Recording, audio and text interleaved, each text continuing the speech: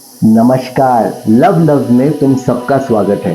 पहले एपिसोड में हमने देखा था ट्विन फ्लेम और ट्विन सोल्स क्या होते हैं। अगर तुमने वो वीडियो नहीं देखी तो उससे ज़रूर देखना। आज हम बात करेंगे असली ट्विन फ्लेम को पहचानने की निशानियों की। असली ट्विन फ्लेम को पहचानना ज़रूरी है। अगर तुम गलतफहमी में पड़ जाओ या गलती से किसी और को अपना ट्विन फ्लेम समझ बैठो तो तुम अपनी भावनाओं और एनर्जी को उस गलत रिश्ते में लगा दोगे और फिर मिलेगा सिर्फ कंफ्यूजन, दुख और थकान। इसलिए आज हम समझेंगे वो निशानियां जो स्पष्ट कर देंगे कि यही तुम्हारा ट्विन फ्लेम है। आगे बढ़ने से पहले मेरा एक छोटा सा निवेदन है, लव्स चैनल को सब्सक्राइब ज़रूर करो, क्योंकि तुम प्यार के उस रूप को जानोगे जो आम नहीं होता, उस गहराई को समझोगे जो तुम्हारी आत्मा के लिए नए दरवाजे खोलती है।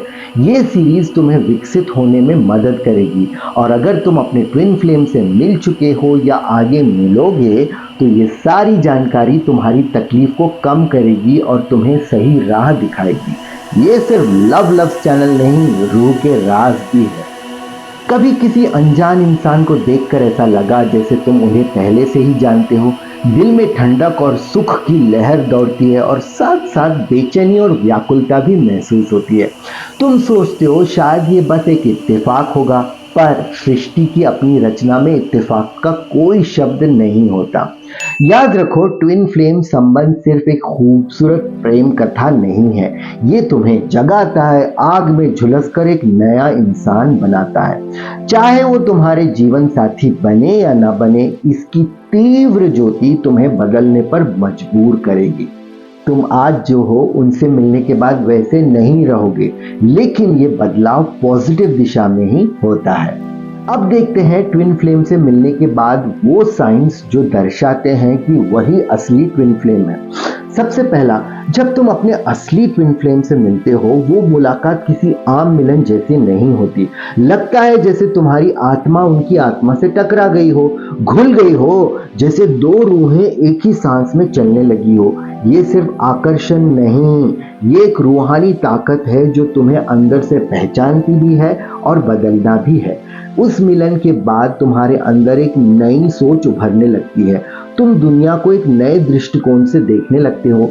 किसी ने अपने अनुभव में खूब लिखा है, उस दिन जब उससे मिला दुनिया रुक गई थी और उसके जाने के बाद सब कुछ चलते हुए भी रुक गया।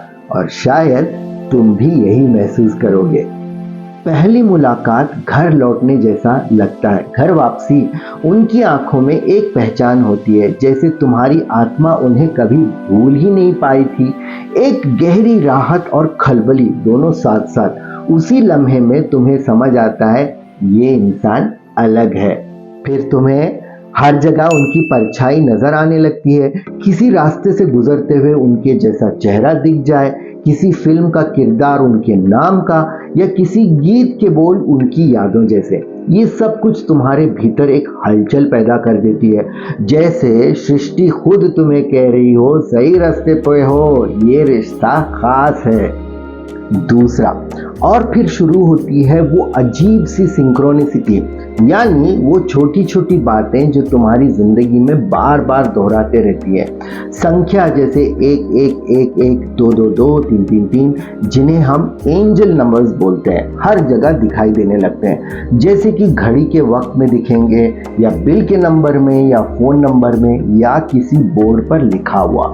जब ये संख्या बार बार दिखाई देने लगते हैं, जैसे कोई अदृश्य शक्ति तुम्हें बार बार याद दिला रही है, देखो ये वही है तुम्हारी जुड़वा रूह। बस मेरे साइंस देखते रहो, सब कुछ अपने समय पर हो रहा है। तीसरी बात, कभी ऐसा होता है कि तुम उनके बारे में सोच रहे हो और उसी पल उनका मैसेज आ जाता है। इसे कहते हैं टेलीपैथी। जब दो रूहों के बीच सोच और एहसास बिना शब्दों के एक दूसरे तक पहुंच जाते हैं। ये कोई जादुई घटना नहीं, बल्कि ट्विन फ्लेम्स के बीच एनर्जी का सबसे गहरा रिश्ता होता है। एक ऐसी डोर जो दिमाग, दिल और सपनों तक पहुंच जाती है। कई बार तुम दोनों एक ही सोच रहे होते हो, जैसे दोनों के दिमाग में एक ही बात लिख दी हो।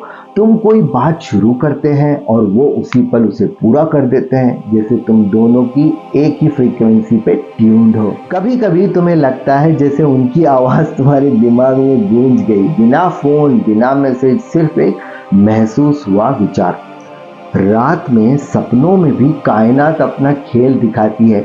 तुम दोनों एक ही सपने देखते हो जिसमें एक ही जगह मिलते हो और वो बातें करते हो जो जागते हुए कभी ना कर पाते। कभी सपने में वो तुम्हें मुस्कुराते हुए मिलते हैं और सुबह तुम्हारा दिल अजीब तरीके से हल्का महसूस करता है।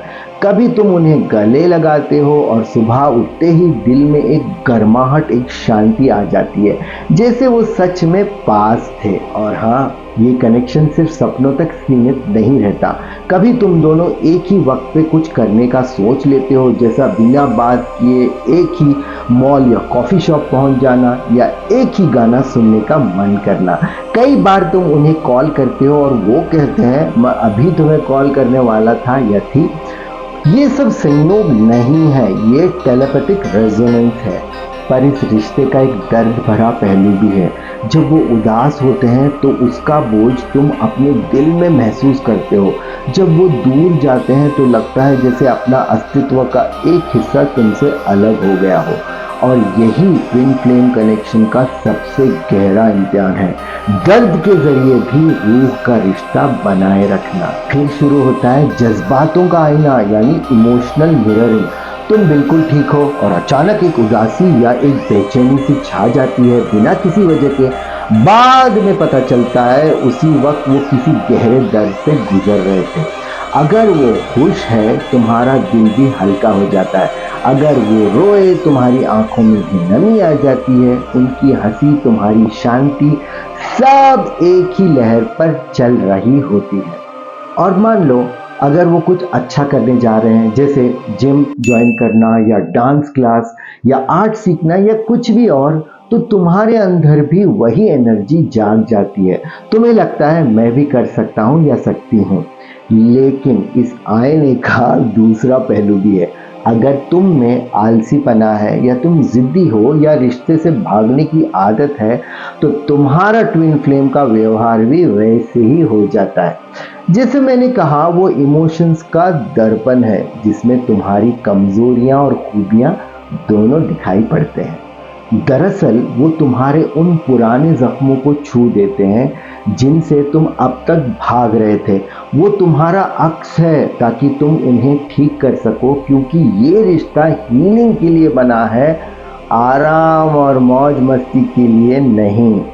ट्विन फ्लेम का बंधन सिर्फ मोहब्बत नहीं, एक अदृश्य धागा है जो वक्त, दूरी और खामोशी के परे तुम दोनों को एक ही सुर में बांध देता है।